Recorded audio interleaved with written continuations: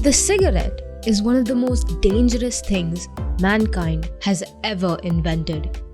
Smoking causes all kinds of deadly illnesses like heart disease, cancers, blindness, fertility problems, just to name a few. But this isn't news to any of us. Even regular smokers know this.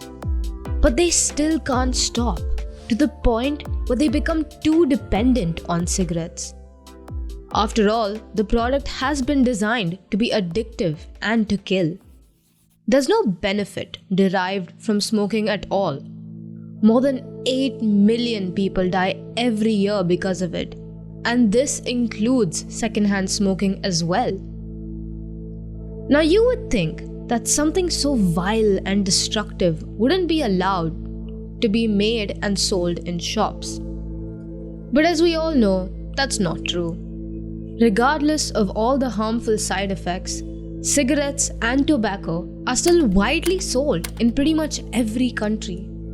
They're also easily accessible by anyone, as most of the time they're sold right on the streets at low prices with no regulation or policing. This is a direct reason as to why there has been a steep rise in young teenagers smoking.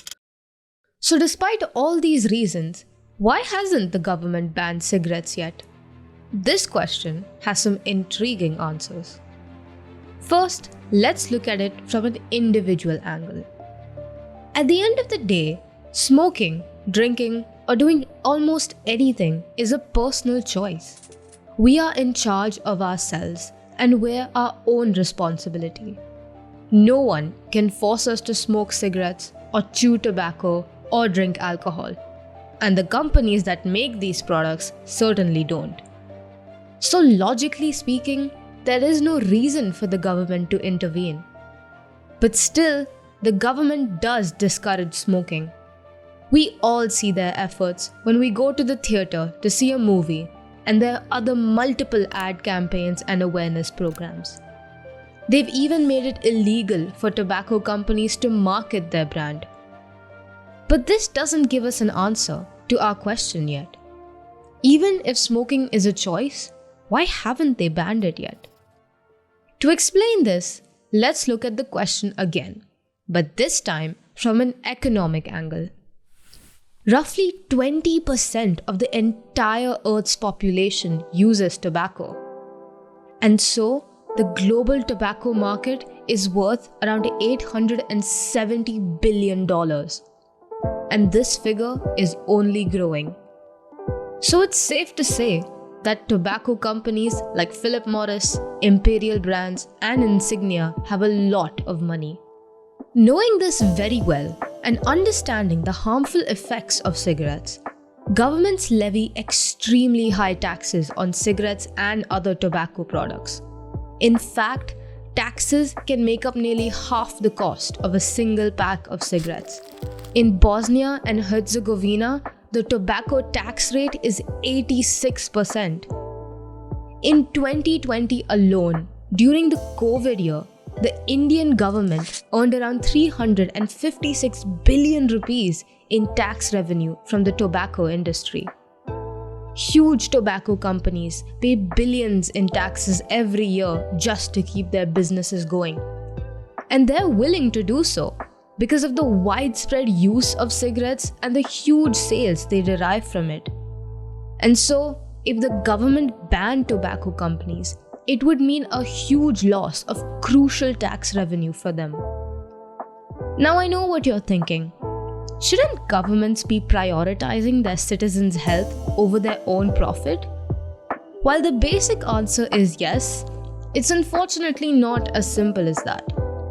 The tax revenue collected from tobacco companies play a significant role in funding the government schemes and policies made for the betterment of their countries.